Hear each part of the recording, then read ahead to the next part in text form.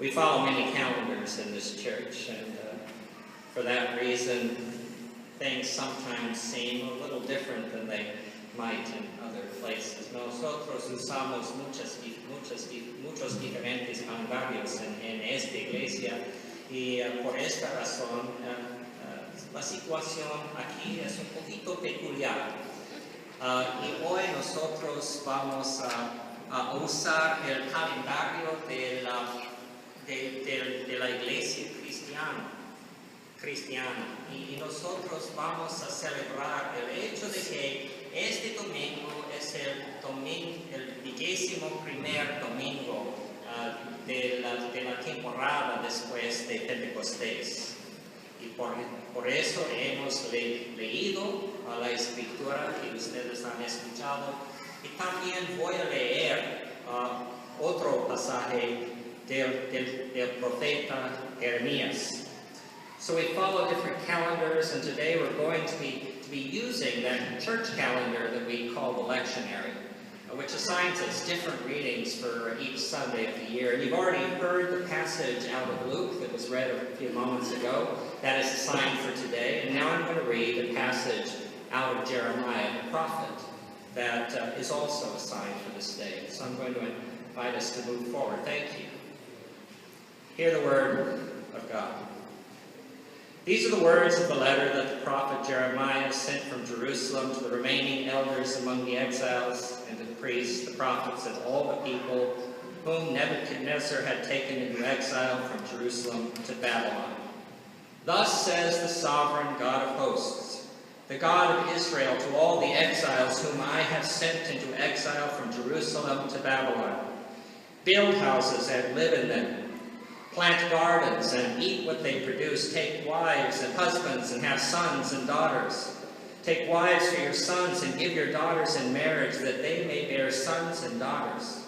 Multiply there and do not decrease, but seek the welfare of the city where I have sent you into exile, and pray to God on its behalf, for in its welfare you will find your welfare. Y en español. Esta es la carta que el profeta Jeremías envió desde Jerusalén al resto de los ancianos que estaban en el exilio, a los sacerdotes y los profetas, y a todo el pueblo que Nabucodonosor había desterrado de Jerusalén a Babilonia. Así dice el Dios Todopoderoso, el Dios de Israel, a todos los que he deportado de Jerusalén a Babilonia: construyan casas y habítenlas, planten huertos y coman de su fruto, cásense y tengan hijos e hijas, y casen a sus hijos e hijas para que a su vez ellos les den nietos. Multiplíquense allá y no disminuyan. Además, busquen el bienestar de la ciudad donde los he deportado, y pidan a Dios por ello, porque el bienestar de ustedes depende del bienestar de la ciudad. This is the word of God. Esta es la palabra de Dios. It's been my privilege over the years to travel to a number of different cities around this world that God has created. I've been given the honor of visiting their monuments, of admiring their artistic achievements, of sampling their cultures and tasting their foods, of participating in the flow of their traffic, of listening to the sounds of their spoken languages, and interacting briefly in the lives of their inhabitants. I have discovered in the course of these journeys that each city has its own peculiar identity, and any of you that have ever traveled, I am sure you have experienced the same thing. Each city has its own unique character, its own peculiar identity, its own distinct feel. Los Angeles flows with rhythms that are different from those of New York. Beijing and Manila organize their communal lives around dissimilar cultural values. Paris and London practice culinary traditions that have little to nothing in common with each other. That's why we like Paris and we don't like London. At least the food. Phnom Penh enjoys an artistic heritage that differs greatly from that of Seoul. Each city has its own challenges, each city has its own way of being, each city has its own spirit. Ha sido mi privilegio viajar a muchas diferentes ciudades en este mundo que Dios ha creado. He recibido el honor de visitar monumentos, de ver arte, de tratar diferentes culturas, de alimentar diferentes tipos de alimentos, de participar en tráfico, de escuchar las diferentes lenguas y también relacionarme con diferentes tipos de personas. En mis viajes he comprendido que cada ciudad tiene su identidad peculiar, su carácter individuo, su sentimiento, que es su propio sentimiento. Los Ángeles es diferente que Nueva York, Beijing y Manila son diferentes, París y Londres son diferentes, especialmente en su comida, y también Phnom Penh tiene arte que es muy diferente de la arte de Seúl. Cada ciudad tiene su propia buena. Cada ciudad tiene su propia manera de existir. Cada ciudad tiene su propia espíritu. Pero, dado las diferencias entre una ciudad y otra, nosotros podemos solamente imaginar cómo se sientan los exilos de la ciudad de Judea, Jerusalén, y cómo ellos se sientan cuando ellos fueron exilados en Babilonia. En este mundo en que nosotros vivimos, en este mundo moderno, nosotros viajamos por placer, ¿sí? Muchas veces. Nosotros queremos explorar diversas culturas, lenguas, historias, religiones, artes, música y alimento de diferentes grupos de personas. Nosotros creemos que viajar es algo que tenemos que hacer para crecer en nuestros espíritus, para que nosotros podamos cambiar e incluir más personas en nuestras vidas. Nosotros creemos que si viajamos, nosotros vamos a recibir una mente más abierta, sí. Pero hay una diferencia entre los viajes que nosotros hacemos y el viaje que hizo el pueblo de Jerusalén. Porque nosotros elegimos a viajar, ¿sí? Pero los habitantes de Jerusalén no podían elegir si ellos querían viajar o no. Ellos tuvieron que viajar o se mataron. Es verdad. Es muy diferente. So given the vast differences that distinguish one city from another, we can only imagine how the exiles from the Judean city of Jerusalem reacted to their forced relocation to the Mesopotamian city of Babylon. In the modern world, people with means regularly travel for pleasure. Our society values the opportunity to explore the diverse cultures, language, histories, religions, arts, music, and cuisines of the various people groups that make up our human world. We believe that travel broadens our minds and deepens our understanding. Knowing the world helps us to know our own selves more fully. But there's an important distinction that needs to be drawn between our modern obsession with tourism and the ancient experience of exile. We travel because we make a choice to travel for the most part. The people to whom Jeremiah addressed his letter traveled because they were forced to do so by their military conquerors. The only choice they had was the choice between moving to a foreign city and being slaughtered in the city that they once called home. And And that's not much of a choice at all.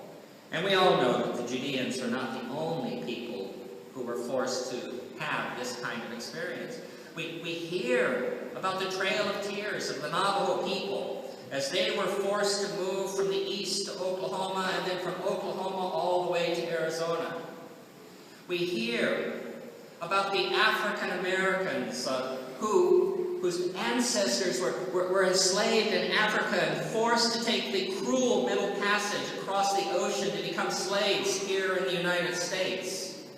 We hear about the way in which different countries, different people groups have been forced to move from one place to another because of the economic conditions or the political conditions in the countries in which they live. We know that people move for all kinds of reasons that are beyond their own choosing. And the ancient Judeans were among those. Is it any wonder that the Judean exiles responded with despair to their new life in the city of Babylon?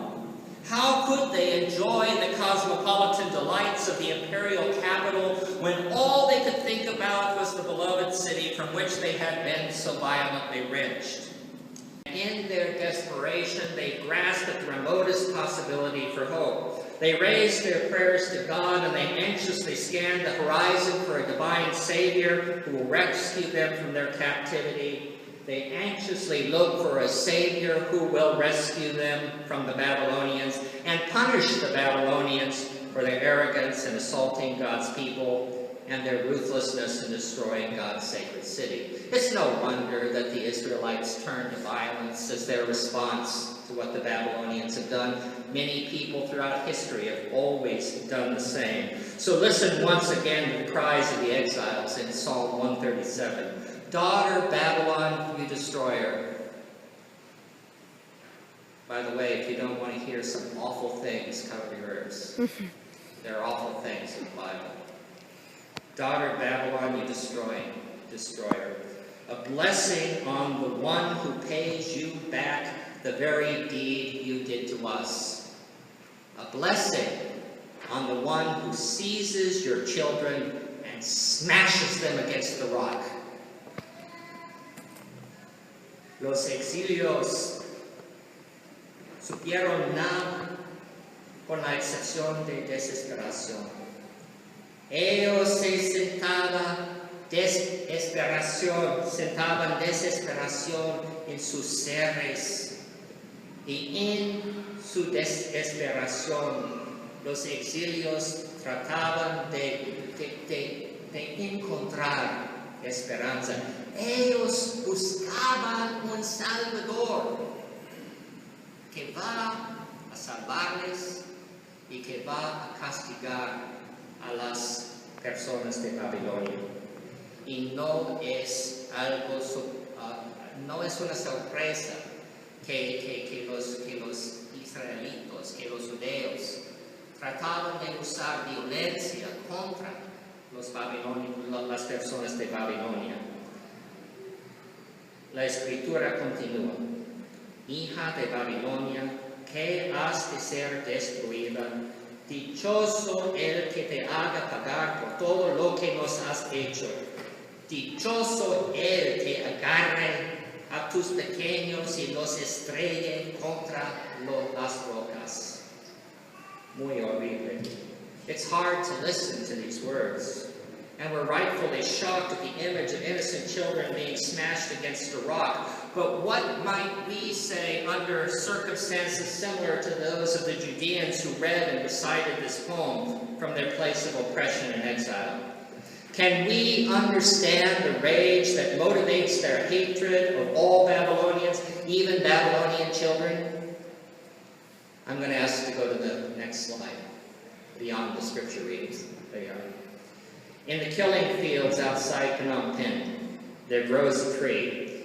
And as you can see, if you look carefully, it is covered by colorfully braided wristbands.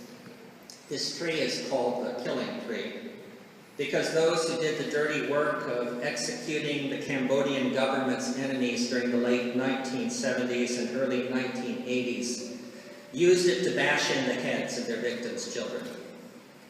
When asked why the children had to be killed in such a terrible manner, the officer overseeing the executions is reported to have replied, "We don't want them to come back and avenge their parents." Something similar must have been going through the minds of the Judean exiles who imagined the slaughter of the Babylonian children. Killing the children meant more than just punishing the Babylonians for the horrors that they had inflicted and the shame that they had brought to the Judean people. It was also a way of ensuring that no generation of Babylonians would continue to oppress them in the future. It was a way of making sure that the empire disappeared altogether from the earth. It was one way of establishing a long-lasting security for those who called themselves the people of God. En Camboya hay un árbol, este árbol. Y este árbol fue un árbol que el gobierno de Camboya en 1976 hasta 1984, que ellos usaban para matar a los niños de sus enemigos. Y fue una manera para, no solamente para castigar a sus enemigos, pero también para asegurar que los niños de sus enemigos no van a regresar para matar a las personas del gobierno. Fue una forma de aseguranza contra retaliación. Y pienso que hay algo semejante en nuestra historia de los judíos en Babilonia, porque ellos tampoco querían que generaciones futuras de los babilonios podían regresar a opresar a los judíos. Ellos querían destruir el imperio de los babilonios, por fin, para que el imperio no podía hacer nada malo otra vez. And it's against this imagined violence that we see here in the killing tree, that we see in ancient Babylon among the Judeans, that the prophet Jeremiah offers us very different advice. Very different advice. God is not going to save you anytime soon, Jeremiah says to the Judeans. So settle into the circumstances in which you find yourselves. Your future is closely tied to the future of your captors and oppressors.